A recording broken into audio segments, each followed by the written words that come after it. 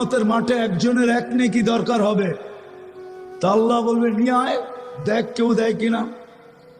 তো ঘুরতে ঘুরতে ঘুরতে ঘুরতে নৈরাশ হয়ে যখন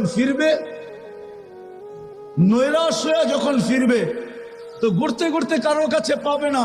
ফিরত যখন আসবে তো অপরিচিত একজন ডাকবে, তোর চেহারার এই দুরবস্থা কেন? আপন জনের কাছে বললাম কাম হয় না, তুমি তো চিনি না, কি কাম হবে? বইলা দেখ না। তো বলে এক নেকি লাগবে, এক নেকি। তো জ্যাবেরতে বাড়ি করে বলবে ল এক নেকি, জান থেকে এক নেকির লিগে চেহারার এই দুরবস্থা। ও তো খুশিতে খুশিতে ছুটতে ছুটতে আসবে। আল্লাহ জিজ্ঞেস করবে এত খুশি কেন? এক নেকি নিয়ে আসছি। কারে এই মাঠে তুই নেকি দিল কে? আপনি কি এই মাঠে একা, আর কেউ নাই? এখন তো পায়া ফেলছে না পাস, এখন তো বাপ আসবে, ঠিক না? যেরকম যুবক যৌবন পায়া বাপ চলে আসছে, ঠিক না? হাঁটলে একরকম, মোটর সাইকেলে আর এক রকম, ঠিক না? আর যদি পিছে কেউ থাকে তাহলে তো কোনো কথাই নেই। চার্জ যে কেমন হয়েছে এটা ওই বলতে পারবো যে ফুলের উপরে আবার ফুল হয়ে গেছে। তো বাবে চলে আসছে, আল্লাহ বলে যে নেকি দিছে ওরে ডাইকা নিয়ে আয়। তাই সব বলবো চল আল্লাহ ডাকে।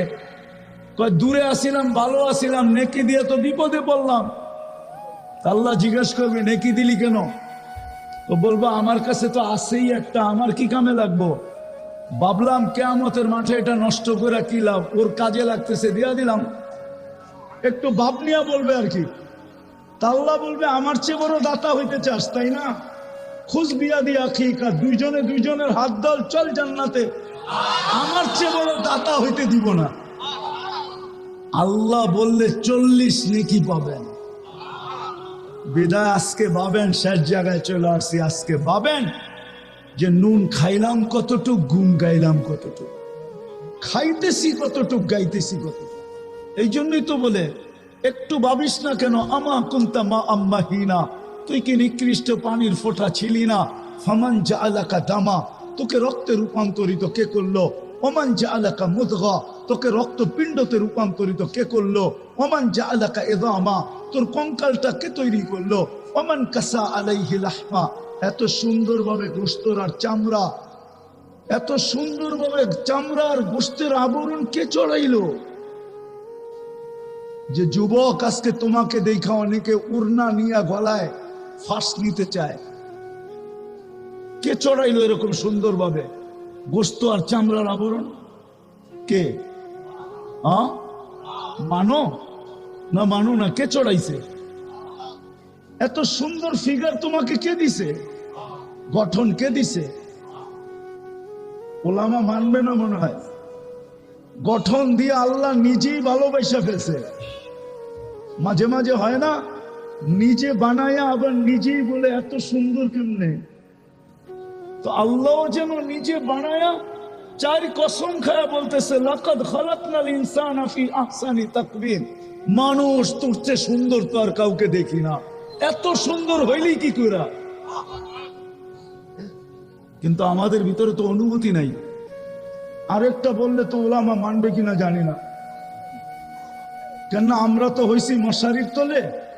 বর্তমান উলামা যারা, এরা সব হইছে হাসপাতালে, ঠিক?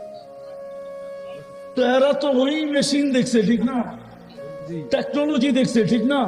রাগ হয়ে যান না, কিন্তু ভালো মতো শুনেন। কিন্তু আমি আমার ছেলেদেরকেও বলি যে তোমরা আমার চেয়ে বেশি বোঝো, কেন আমি হইছি মশারির নিচে। আমার যুগে তো আর হাসপাতাল ছিল না, ঠিক না?